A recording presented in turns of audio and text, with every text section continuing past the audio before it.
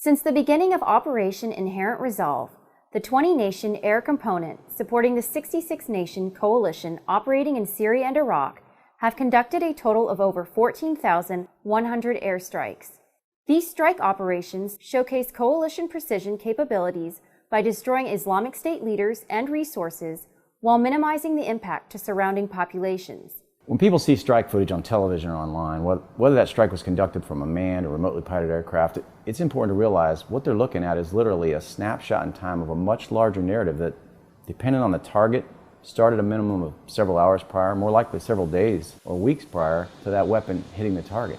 And oh, by the way, the narrative will continue long after the weapon impacts as we assess whether specific objectives were met, as well as follow-on enemy actions in response to our strike. Each one of our strikes is a result of a very detailed, calculated process. We collect and analyze intelligence over time. We identify and verify very specific targets, determine the effects we want to achieve on each of those targets. And with that data, then we can select the appropriate munition, the appropriate fuse settings, and very specific aim points to achieve the desired effects on the enemy. And we do all that while minimizing collateral damage. From intelligence collection and target selection to aircraft maintenance and operations, subject matter experts explain the carefully calculated process that goes into each and every strike. I'm an intelligence weapons officer here at the 380th Air Expeditionary Wing. So it all begins with the Combined Air Operations Center identifying a point of interest that they then want to have developed and become a target. So once that point of interest is identified, we'll start to develop that target and really saturate it with intelligence, surveillance, and reconnaissance, such as full motion video and tracking pattern of life around the area, identifying any air points for collateral damage, or see how the other population areas around the target may be affected, as well as looking at still imagery from high altitude intelligence and surveillance and reconnaissance assets and other intelligence disciplines that can be fused together. Once the targets are validated, they're handed off to us intel guys to conduct the weaponeering for that, matching the best munition to the actual target to maximize the effects and minimize collateral damage.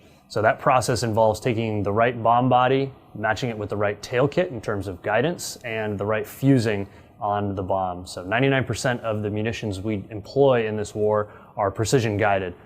Once we determine what munitions is going to be employed, then we hand off that information to the munitions maintenance shop for them to build the bomb. I'm the production section chief for munitions flight. We'll interpret the data that we're getting. They'll give us a request and they'll say, hey, this is the type of target that we're looking at. They'll actually give us a preferred weapon that they want to use, and my job is to make sure that the components that we have available to us, that we can build that quantity of munitions for them. Whatever they ask for, basically, again, we're going to give it to them. We take the components and assemble that.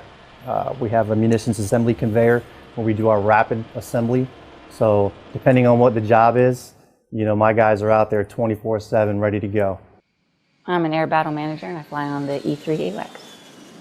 Our role is important because we're an airborne extension to the Air Operations Center, so we provide that battle management piece, and with the sensors that we have on our plane, we're able to organically provide our own data, and then that allows us to flex to any operational mission. So the Air Operations Center will make the plan, and then we'll execute it at the tactical level. So as the situation rapidly changes, we just flex to get the job done.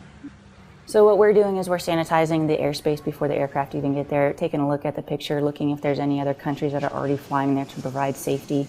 We'll also deconflict. We'll make sure that the fuel is in place for those strike assets because they'll need to refuel before they can bomb the target. Once they have the fuel, we make sure they have the right weapons to do the job. And then we can deconflict the airspace. We do a lot of deconfliction between manned and unmanned aircraft. And then we'll provide overwatch for that strike mission. And then any changes or if the target's not hit, we can always reroll other assets to get the job done as well. As a pilot, you definitely have a direct impact in the fight against Daesh. However, you have to think back to all the different pieces and parts of the mission that happened as part of a team effort. And it's not just one individual that has that impact. It really is a coalition of the willing, the 20 nations that are taking part in this. That teamwork really adds up. And as pilots, yeah, you may be the one that is achieving that effect at the end of the chain, but there's a lot of things that happen prior to that, including the air refueling, the weather support, the intelligence that went into the actual mission. So once all these pieces come together, it's really awe-inspiring. When we put weapons on targets, we're doing so deliberately and for a very specific purpose. It's serious business, and we treat it as such. And I truly believe that shows in the level of precision our airmen demonstrate on a daily basis. I also believe it's important to highlight that it's not just U.S. Air Force airmen carrying the load. Our airmen are part of a joint and 20-nation coalition team of extremely talented and professional airmen working around the clock in a coordinated effort led by our Combined Forces Air Component Commander to achieve our Joint Force Commander's objectives and ultimately eradicate Daesh from the communities they've been terrorizing and to prevent the further spread of extremist violence. So I couldn't be prouder of the work our airmen do every day. Collaboration and precision, the key ingredients to combat airstrikes.